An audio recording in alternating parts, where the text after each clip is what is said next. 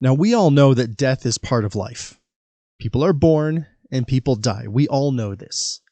In this episode today, I'm going to share some thoughts with you, not about death, but about how those of us in the land of the living, how we respond to and how we deal with death. It's a serious topic, so let's get started. Now, I feel like I've heard of way too much death this year. People I've known personally, extended friends, extended family members, children, coworkers.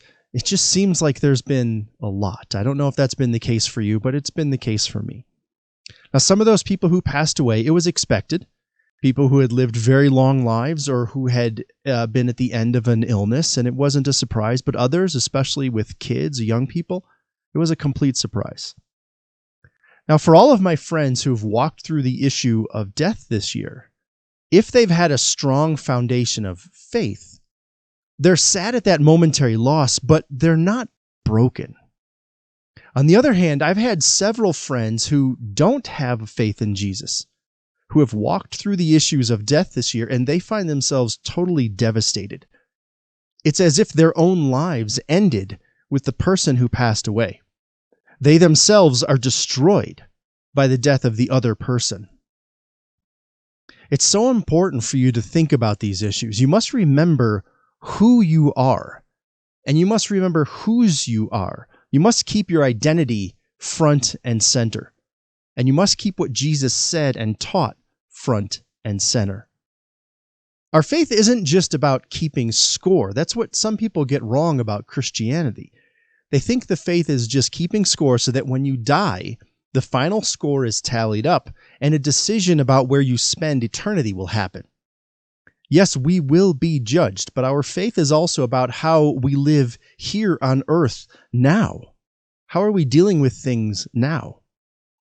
Tragedy is going to happen. There's a 100% certainty of that. There will be death, there will be pain, there will be job loss, there will be financial challenges, there will be medical issues, and on and on.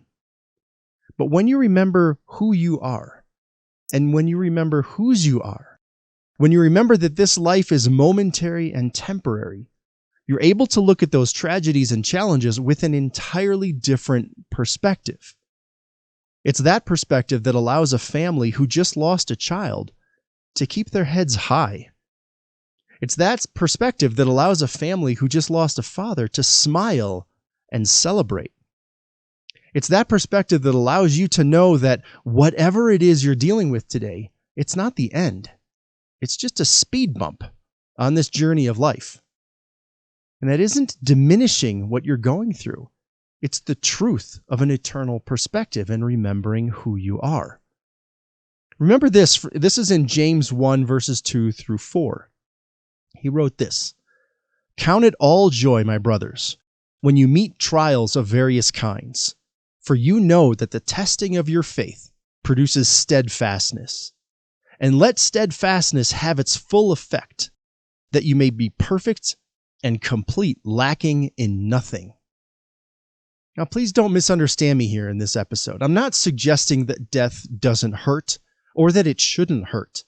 It's only natural to mourn the loss of a loved one. It's only natural to feel sadness over not having that person around anymore. Being a Christian doesn't mean that we're immune to those feelings, and it doesn't mean we should push them down when we do feel them. Rather, what it does mean is that we have a hope and an understanding of what happens next that this world doesn't understand and doesn't have that same hope. We have a hope and an understanding of the next chapter that allows us to look at human death in an entirely different light. When you choose to live in the light of Jesus, when you choose to place your faith in Him, everything changes. It allows you to experience human death without being destroyed. And in a way that the world usually can't understand, it allows you to experience human death instead with a joyful celebration. Again, you're not happy about the person who's passed away, but you have a joyful celebration of what's coming next. So choose Jesus. Whatever it is that you're going through right now, He's waiting for you with arms wide open.